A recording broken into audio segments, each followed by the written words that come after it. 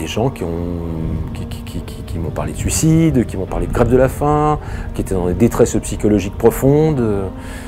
Voilà, et on n'est pas de base des psychotiques, on est des citoyens comme tous les autres qui sont confrontés à des entrepreneurs éoliens qui sont des prédateurs, qui sont juste là pour poser des éoliennes pas là où il y a du vent, mais là où il y a des subventions.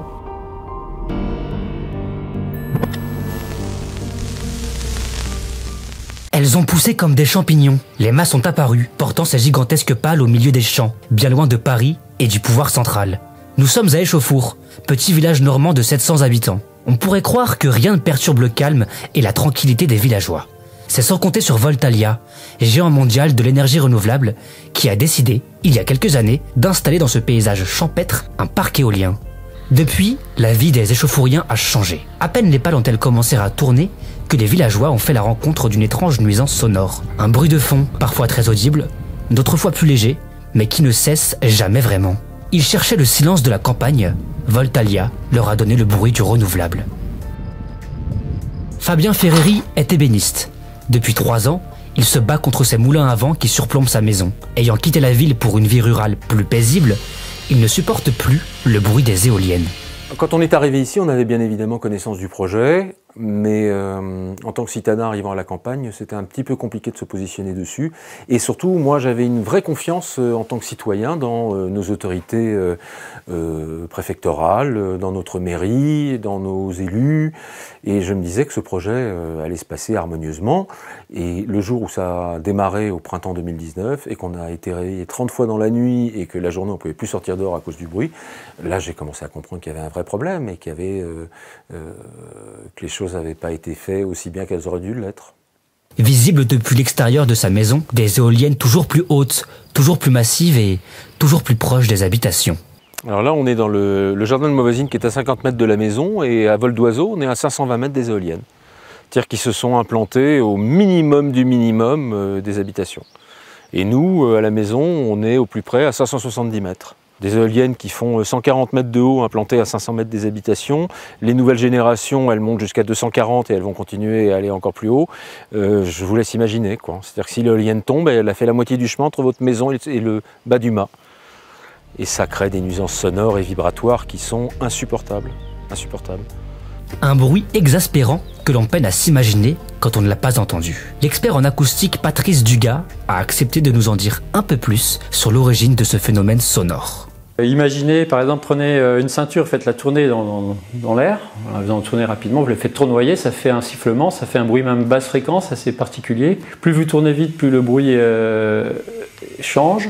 Et ça reste vraiment un bruit de basse fréquence. C'est pas un sifflement, c'est un bruit plutôt de basse fréquence. C'est une sorte de sifflement basse fréquence en fait. On arrive dans le domaine même de l'infrasonore, c'est-à-dire on n'entend plus à l'oreille le son, mais on le ressent par le corps, par les os de la tête, du corps, etc.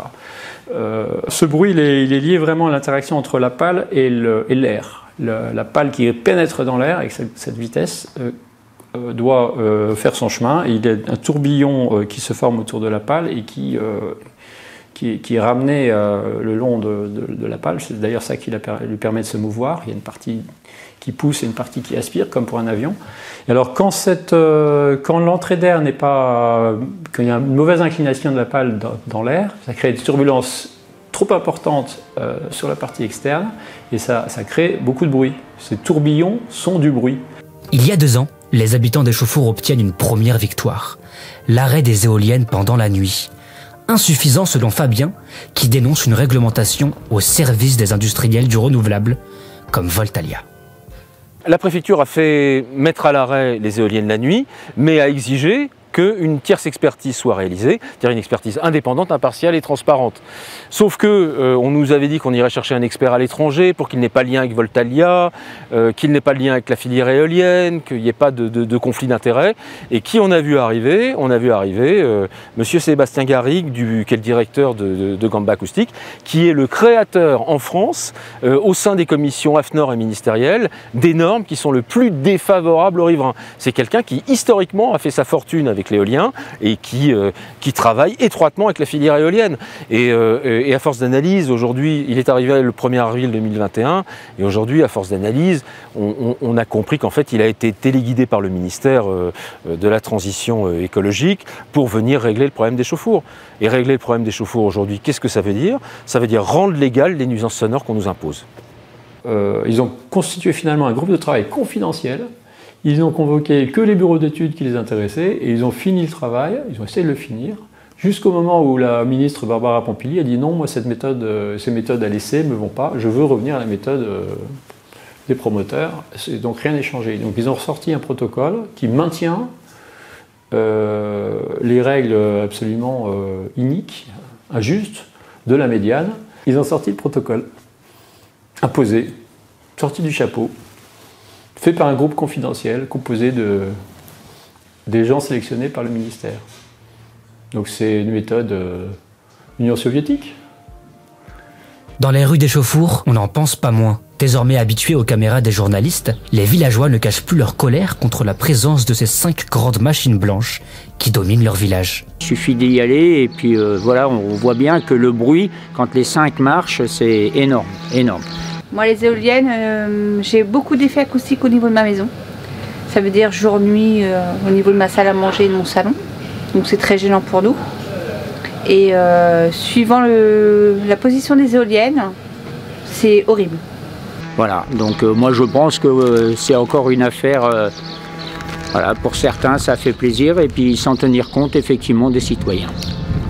C'est très très insupportable. Mais on demande justement à ceux qui ne comprennent pas de venir nous voir. C'est ce qu'on demande depuis le début à la base. Fabien poursuit son combat contre Voltalia sur les réseaux sociaux. Récemment, il a gagné un procès contre la firme qui l'attaquait en diffamation. Contacté par nos soins, le géant du renouvelable nous a affirmé attendre la conclusion du rapport mené par le tiers expert pour se prononcer. En attendant, sa drôle de fleur en acier blanc continue de trôner sur Échauffour.